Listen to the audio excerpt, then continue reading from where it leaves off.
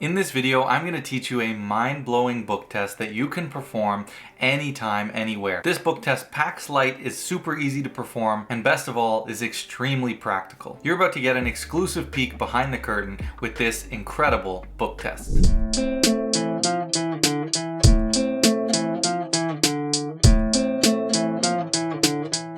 What is good, guys? It is Reed and welcome back to another video. Today I have an awesome video for you guys, something that I am super excited to share with you guys. Today you're getting a sneak peek behind the curtain of my mentalism course over on my channel membership. We're going to see episode 42, which is an incredible book test called Behind That Door. Now, if you are familiar with Behind That Door, this is completely different. This is my handling on Behind That Door. You might be asking, what is the mentalism course? So let me explain. For the past year and a half, almost 2 years, I have been teaching a mentalism course over on my channel membership. And the goal of this course is to break down one of the greatest books in all of mentalism, Practical Mental Magic. Now, there's two reasons I want to do this. One, well, even though this book is called Practical Mental Magic, it was written in the 40s and it's just not all that practical anymore.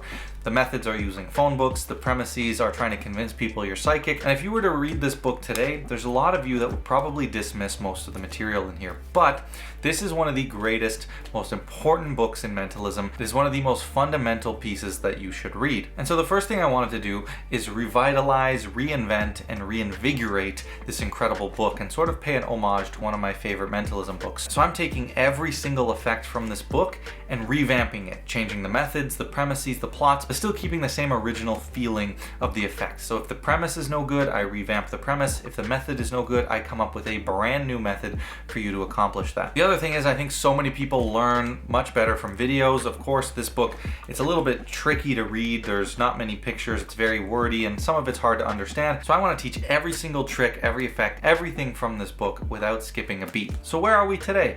Well, at the time of filming this video, there are 43 episodes in the course. That's 43 different effects covering the first 4 chapters of this book. We've covered billet effects. We are just wrapping up book tests, and there are over 43 incredible routines up there, revamped, revitalized, and taught on video. I fully plan to get through this entire book and create the ultimate resource and homage to Practical Mental Magic, where every single effect will be taught on video. We are currently about a quarter of the way through the book, so we still got a lot to go, so it's the perfect time to join the course. Now, as I mentioned, in today's video, we're going to be looking at episode 42, which is a great book test called Behind That Door. Now, there were many problems with Behind That Door, the original way it was written up. It wasn't practical. It was a 2-person act, and I have revitalized it, revamped it with still keeping the same essence of the routine, and brought it into the 21st century for you guys. So you're going to get a peek behind the curtain. You're going to see what one of these episodes looks like. It's going to start with a little bit of a history lesson where you get to learn what the original was. We get to talk about the fundamentals, how this effect looked and was performed at the time, and then you're going to get to learn an awesome variation on this and how I would recommend you perform and revamp this effect into today's day and age. So if you enjoyed this and you want to see more episodes, there's over 43 that are currently up there, and I'm posting 2 new episodes every single month until we get through the entire Practical Mental Magic book. If this sounds like something that you are interested in, you can go sign up for the membership at the link in the description. There's 2 tiers with access to the course.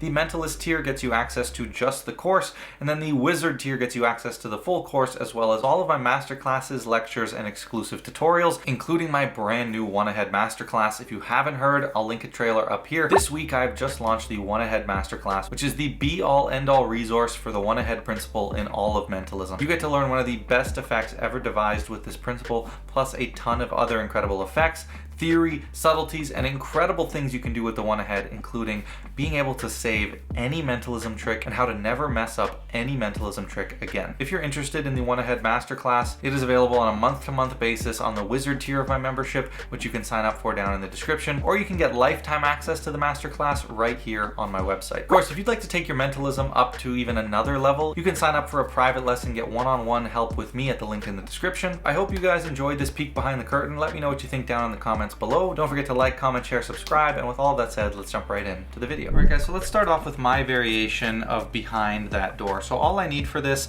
is a deck of cards and a book. So to start, I want to have a card selected so the spectator can call stop at any point. Let's say they call stop maybe right there. And we'll take that position. Now they could of course have had any one of these cards. They're all different, but they went for that card right there. Now I want them to take this card and they're not going to look at it. No one's going to look at it, and they're going to put it safely in their pocket. Now I want to have a second spectator. They can come, cut off even more cards and turn those over as well. And we can just spread and take the first face down card that they cut to as well. And this will be their card. Now they're going to look at it. They're going to remember that card and they're going to keep it to themselves. I never touch that card. I'm going to try to see if I can guess what that card is. But first I want to try to take it up a level and see if I can guess a word you're just thinking of. So I have this book here and you can see all these pages are different. Each page has different words, completely different, and all that. You're gonna call stop whenever you'd like. So let's say they call stop right about there. It could literally be absolutely anywhere. So they've stopped right here on this page. Now there's all these words on the page. I want them to look through, verify that all these words are different. You know, they could choose any word, but how about they do this? Whatever the value of your card is, you know that value? Just count that word on the page. So if it's like 3, you go 1, 2, 3, and you remember that word. So in this case, I don't know what they have, but you all know what number is that card, so you'll remember that word right there. So that's the word they remember, and the book gets closed up. Now you've had this one card in your hand the entire time. You chose any card at random, and to warm up, to see if we're in sync, I'm gonna try to see if I can pick up on that card. So imagine the color of that card. Try to send it to me. Okay, right away I'm getting I think it's a black card. Now you don't have to confirm or deny anything I say. I'm just gonna tell you what I'm getting. So that's a black card. Now there's clubs and spades. Think of which suit it is. Send that to me. Okay, I think I'm getting a club. So I think it's a club. Now think of the value, finally the value. Okay, right away I see it's like an even value. I think it's like somewhere in the mid-range. Is this the 8 of clubs? Did you go for the 8 of clubs? No? Really, what did you go for? The 6 of hearts. Wow, I wasn't even close. Interesting. You know, let me try to see if I can get that word, right? You're thinking of a word. It's probably not going to work. I mean, I wasn't even close on that. But let me see if I can at least try to get the word. Focus on the word you're thinking of for me. This could be literally any word. You flip to a random page thinking of any word. Imagine sending the first letter to me. Okay, I think I got it. I'm going to go with that. I'm going to lock in one word. I've committed for the first time. What's the word you're thinking of? They say subject, and of course I can reveal that I correctly predicted subject. Now that's pretty crazy. We're definitely getting a little bit back on track here, but what if I told you this isn't all as it seems? Now, I have this deck of cards here. You can see they are all different. But the one thing I want you to notice is none of them have any writing on them. I don't really make a habit of writing on any of my playing cards. I mean, sometimes people sign them, but generally you can see, you can look, every single card, not a single one has any writing on it, except for one. I wrote something very important, sort of a prediction on one playing card. Now, do you remember what the playing card was that I guessed at the beginning, the one I was picking up on? 8 of clubs, right? And maybe there's another reason I was picking up on that. If you remember at the very beginning, you set one card into your pocket, a card that no one's ever looked at. I want you to slowly take out that card and reveal that it is in fact the 8 of clubs. And the craziest part is I wrote 2 things on this card and 2 things only, and that is subject and the 6 of hearts. All right guys, so this is a really fun, really awesome effect. It packs light, super easy to set up. But before we start, I want to talk a little bit about the history of this effect, particularly the original effect. Now, why I think this is so important to cover is, one, it gives you a sense of what the original effect was, how it's changed, but also how the thinking was at the time, right? How they performed, what the material was that they used to use, and kind of see some of these other methods that are also involved that we may not be using here. The original behind that door, there were several things I didn't like. One, the premise is all about mediumship and mediums, right? So you'd need a second person, and either they would be the medium or you would act as the medium, and you would, you know, sort of demonstrate these psychic powers. Now, in today's day and age, a lot of performers try to avoid the whole psychic thing. You know, we don't want to really scam people into believing that we're psychic. psychics, so I don't really think that premise fits. At the time, mediumship was a very, prevalent thing. The other thing is that you need two performers, right? You need yourself and the medium. And so the problem with that is you always need two people to do this effect, and I don't think that's very practical for a lot of us today, right? We're not performing two-person acts. Now, I will link another video that we've talked about previously in the book test section that was a two-person act if you are interested in something like that. But the original of this, so it was a two-person act involving a medium. So you would have someone else act as the medium, and they would go in another room, and you would have two people pick cards. Now, one person would take the card and put it in their pocket, and the other person would basically think of a card.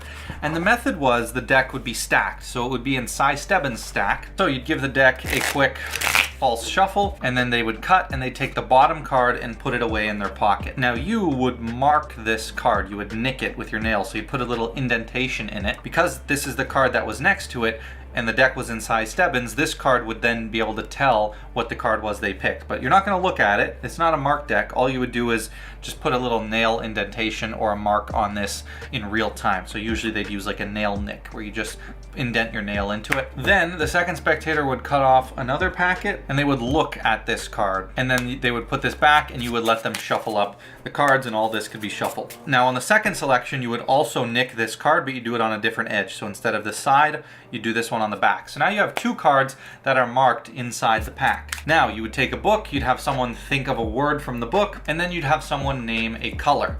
So you'd have all these different pieces of information, you'd have this shuffle deck, and then you would have one of the audience members go over and hand this deck to the medium. Now you'd give the medium a bit of time, and she would come back with one playing card in her hand and reveal it as the playing card that the one person was thinking of. And on it, it would have the color the person named, the word they're thinking of from the book, and that final playing card that has been in the spectator's pocket the entire time. And that was the routine. So what would happen is the medium would go through, look for the two cards that have the nail nick on it. The one that's on the side edge would tell them the card that's in the pocket. The one at the bottom edge would tell them the card that they use as their prediction card. So then they'd go through, they'd find their prediction card, and they would write the word. Now the word is a force word, so they would use several different techniques to force a word, and we'll talk about some of those in a minute. So it would be just a book test technique, so they'd know the word to write down. The card they would now know because they've seen it nicked, and they'd, again, it's a key card because it was in Cy Stebbins, so they'd just cycle 3 and change the suit, and they'd know what the card was. Now, if you want a more detailed information on the Cy Stebbins stack and how to use it, I'll link a video right up here. For the color, they would actually use sort of a two-person coding system, which was really neat. So they basically had an acronym, which was GOV-BRY, so G-O-V-B-R-Y. And GOV would stand for green, orange, violet, and BRY would stand for blue, red, yellow. So that'll pretty much cover any color that someone would name, and if they named a different color, you could probably just have them name another color for some kind of justification. But they'd name one of those colors, and the medium would just have this acronym in mind. Now, you as the magician, if it was a GOV color, so green, orange, violet, you would hand the deck to a man to carry to the medium. If it was BRY, you'd hand it to a woman. So the medium would instantly get it down from 6 to 3 by the gender of the person that handed them the deck. Then that person would also be bringing a pen, right? They'd hand them a deck and a pen. And you would indicate if it was the first position, the pen would be capped normally. If it was the second position, it would be like this. And if it was the third position, it would have no cap on it. So if it's orange, I would need to have a man hand them the deck and the pen like this. It's a man, so I know it's the GOV acronym, and the pen's on the back, so I know it's the second position. So G-O, orange. If it was blue, I would have a woman hand the deck like this, and since it's capped, it's the first position, it's a woman, so it's BRY, so it's blue, red, yellow, first position is blue. So that's how they would code the color, and it was as simple as that. Now in terms of actually doing the force, they had a neat technique where they would use a matchbox with some dice. They'd put the dice in the matchbox, shake it up, and then when you'd push it the other way, it would have 4 dice that are glued down to the matchbox, so it would actually force the page number and the position with those dice. So you could do something like that with some kind of switch box. I think that's a neat idea, but again, not really practical and not super easy to perform in today's day and age with the things that we would normally carry around. Another option is they would use a change bag or use their pocket with like a change pocket, and they'd have a bunch of like page numbers or numbers like written on pieces of paper, and on one side it would be all different, on the other side they'd all be the same, so they could force it that way. And that's essentially the effect, right? It was a couple of forces in a size 7 stack with a little coding system. So it is pretty neat, but I have completely revolutionized it to be updated, a lot easier to set up and perform, really easy to carry around. You don't need any of these weird props, and it's just a one-person act, so I think it's really nice. Quick pause in your regularly scheduled program. I just want to let you guys know that I offer one-on-one virtual private magic lessons, perfect for beginner to advanced magicians and mentalists looking to improve their technique, sleight of hand, learn any of my best effects, learn the fundamentals of card magic, mentalism, or absolutely anything. This is the best value in magic in terms of getting you to become a better magician. I can sit with you one-on-one, tell you exactly what you personally need to work on, and teach you a bunch of the incredible material that I perform in my professional repertoire. If you decide to take a lesson with me, you will get 24/7 personal contact, you'll get custom curriculums, personally tailored effects. Every lesson you will get a downloadable recording, giving you something you can keep with you forever and always return to learn at your own pace. Over on my website, I have a bunch of reviews and testimonials, both video and written form, that you guys can check out. And if you'd like some more info or to book a lesson, all you have to do is head over to the link in the description, or feel free to send me an email at rf.sleights@gmail.com. Now, back to the video. So all you need to do to set up is take out 2 playing cards. So I like 2 cards that are contrasting, one red card, one black card. I think it works really well. Now on your force card, you're gonna write the name of the playing card in somewhere that is visible. You know, maybe I should have picked a card with a little more white space. So you write the name of the other force card. So I write 6 of hearts, and then I write a word. And how I choose that word is I'm gonna flip to a page in the book that's easy to remember. So in this case, I use page 108, but you could maybe pick page 100 or some that's easy to remember. And then you're gonna count to the word that matches the value position of the other playing card. So in this case, 6, so I go 1, 2, 3, 4, 5, 6, I see it's the word subject. If I chose page 100, I would go 1, 2, 3, 4, 5, 6, and it's the word unbutton. So whatever you choose, that's gonna be your force word. So you just remember the page number, and then you write your force word on another part of the card. And you just need to remember that page number, and then this is the position of that word on the page. Now the setup, I set the playing card without any writing on top, and then the other playing card with the writing on top that way, and you're ready to go. One last modification you can make is you could choose to fold the corner at the bottom of the page that you're going to be forcing so you can get to it quicker, but I prefer to just do it impromptu, and I'll show you how I do that in a minute. So we're going to be using 2 forces here. We're going to be using the riffle force and the cut deeper force. I think this is really genius what I've come up with here. It's using the riffle force to then justify the cut deeper force. So how I do it is I'm going to slip cut that card with the writing on it into the middle, and I'm going to hold a break. Now we're going to riffle force that card. So if you need a tutorial for the riffle force, I'll link it up here, but all you do, they call stop, and you're just lifting up at your break, right? So it's always going to be that force card. But instead of just handing them that card, we're going to flip the top packet over. We're not going to bring attention to it. We're not going to say we're going to mark the spot. Our justification is just to show them that all the cards are different. I say call stop, they call stop right here, and I'll say, look, you called stop right there. Now you could have had any one of these cards. You can see they're all different, but you stopped on that card right there. So take that out, go ahead and put it in your pocket. Now a couple of things are happening there. So you can see right after the riffle force, I just stop right here and I turn this over, and then I'm showing them, and that's the justification. I say, look, you can see all these cards are different, but you stopped on this card right here. And that's going to be your riffle force position. So it's just a force. It's going to be that card that I just put in my pocket. Now the other force card is here, and if you know what the cut deeper force is, you're actually basically just done the first step of the cut deeper force. So instead of turning this back over, I just leave it face up. So I say, look, you can see all these cards are different, but you chose this card right here, and I leave those face up. And now it kind of justifies doing this again to another spectator, or with the same one if you only have one. Now you say, all right, I want you to grab like more than half the cards, like a good chunk of cards, and now flip those over as well, right? And so they do that, and now you say, okay, and again, we'll just take the first face down card that you cut to, and I put everything back. And that is gonna force that top card, right? That original 6 of hearts, our other force card. So this is just the traditional cut deeper force, but it's disguised with a riffle force in between, which I think is really nice.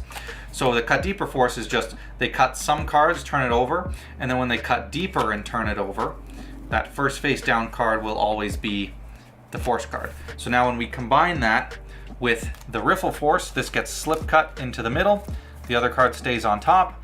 I say call stop. I go to my force position and I turn this over. I say, look, you could have had any one of these. They're all different, but you stopped on that card right there. So take it, no one look at it. We'll put it in your pocket. We'll get back to it later. Now someone else, can you cut just a bit deeper for me? Turn that over. And again, the first face down card you stopped at will be your card. Now this card, you're gonna have them look at it, remember it, and they can, hold on to it or whatever. Now you're gonna tell them, we're gonna try to take this up a notch. So I'm gonna have you think of a word. Now a book is a great way to get a word because all of these words are different. All of them are completely random. As you can see, look, all of these are different. They're all random. And as I'm doing this, I'm just finding my page. So I go here, I see it's 59. So I'm gonna keep going and I say, look, you can see they're all different. They're all random. Here, look, you can see, just confirm to me. Every one of these words is different. And they'll confirm it and I'm just waiting till I find 108. Now I'm on 108 and I'm gonna close it on my index finger. And then I'm gonna take the pinky finger of my right hand, slide it in that break at the bottom, and then I'm gonna hold it in and grip it with these 3 fingers on the front and the thumb on the back. And I just hold it like this with the pinky sticking in it. But you can see if you pinch down tightly, that can be completely hidden from this front angle. They won't see that you have your pinky in there, and this is how we're gonna force the page. It's basically just a riffle force with a book. So you say call stop, make sure it's exactly where I say. Now the thing is, you don't want them to see the page number, so I don't like to bend it up like this so they can see the page number. I just kind of riffle through like this where it's down. I say call stop, and then the second they call stop, I turn the book up and I run my finger down that spot. So call stop right here, and I turn up like this, and I run my finger through that spot, which is not where my break is, right? My finger's here, my break is here. But I'm gonna slide in, slide down. As I come up, I go to the bottom, but then down here, I just use my middle finger to go in where my pinky is, pull out the index finger, and I open up at the force page. So again, I'm here, pinky in there, this like this, and I kind of hold the book like this. So call stop right there, and then I come down in that different spot. I come down to the bottom, then I shoot my middle finger into the break, and I just open up. So at speed, call stop right here. Okay, perfect. And I literally just open up. You don't even really need to shoot the middle finger in at the bottom. You can literally just stop right here, come down, and then just take this finger out and just open up here, right? It just looks really good at speed. There's nothing really sneaky. Stop right there. Okay, perfect. Okay, this is the page. Now, there's all these different words. Confirm all the words on the page are different. They'll say yes. You say, now you could pick any one of these words, but how about this? You remember the card that you have in mind? They'll say yes. You say, can you just take the value of that card and count the position of the word on that page? So if it's 3, you just count from the first word, 1, 2, 3. And I always like to give an example just to make sure it's extra clear. So now they're gonna count 1, 2, 3, 4, 5, 6, and they'll be on the word subject, our force word. So that's how you force it. Very, very simple. And now we just get into some of the patter, and I say, okay, look, I'm gonna try to see if I can pick up on what that card is, and then I'll try to get to the word. We're gonna start with a bit of a warm up. So now I like to miscall it. So I say, look, don't confirm or deny anything. I'm just gonna tell you what I'm picking up on. And now you're gonna name the identity of the card that's in the pocket. So that's one of the reasons I like to have the contrast, because it's completely wrong. It's a complete miscall. So I'm gonna say, okay, focus on the color. I think it's black. Focus on the suit. I think it's a club. Now the value, this is like an even card, is it the 8 of clubs? They're gonna say no, and now you turn over. Now we know the 8 of clubs is in this person's pocket, but no one else knows that. So okay, that didn't go very well, but let me try to get the word now. And I think this is where you could go 2 avenues. One, you could do what I did, and you could divine the word, reveal it, get that nice hit, and then have the final kicker reveal. Or you could literally just go straight into the reveal, and I think that could be strong and as a prediction in certain circumstances rather than a piece of mind reading. But I like to do it. I'll do some mind reading now, focus on the first letter, go through some of my process. Here's a video on process all up here, super important. And then I reveal it, right? I say what the first time, what's the word you're thinking of, subject, reveal, impact. Now, for the final bit, I'm gonna say, now look, what if I told you there's a little bit more to this? You see, I had this deck of cards. You guys chose 2 random cards, and I want you to see that all of these cards are different. No 2 cards are the same. But I don't really make a habit of writing on my cards, and it's not really important that the cards are different. What's more important is that you see that none of them have any writing on it. And I like to draw attention to that. Now, if you have a deck that has some signatures in it, I think that's fine. Just say, look, once in a while I'll have someone sign it, but in general, there's no words or anything written down on here, no predictions or anything. And let them go through and see that all the other cards have nothing written on it, right? I think that's gonna enhance the final reveal. But I did actually write a prediction. Before we started, I secretly wrote it on 1 playing card. Now, do you remember the playing card I guessed that was yours at the beginning? And they'll say the 8 of clubs. And you say, maybe there was a reason I was picking up on that card. Remember, you have a card in your pocket. Can you slowly take that out for us? And they reveal it as the 8 of clubs. Great moment. And then you say, and look, on that card I have 2 things written. It wasn't written on any other card. You could have chosen any card. What did I write? And it'll say subject, which is the word they were thinking of.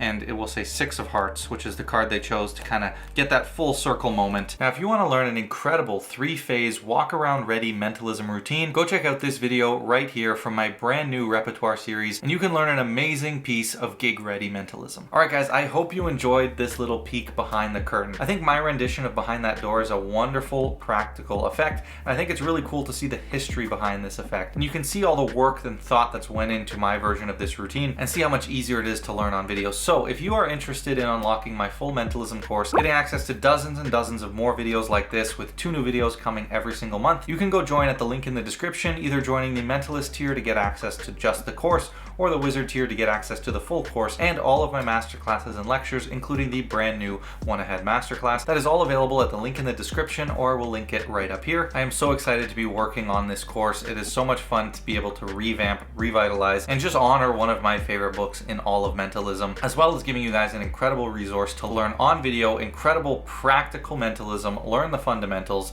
and study this incredible book in today's day and age. So with all that said, guys, I hope you enjoyed this. If you have any questions, feel free to drop them in the comments down below.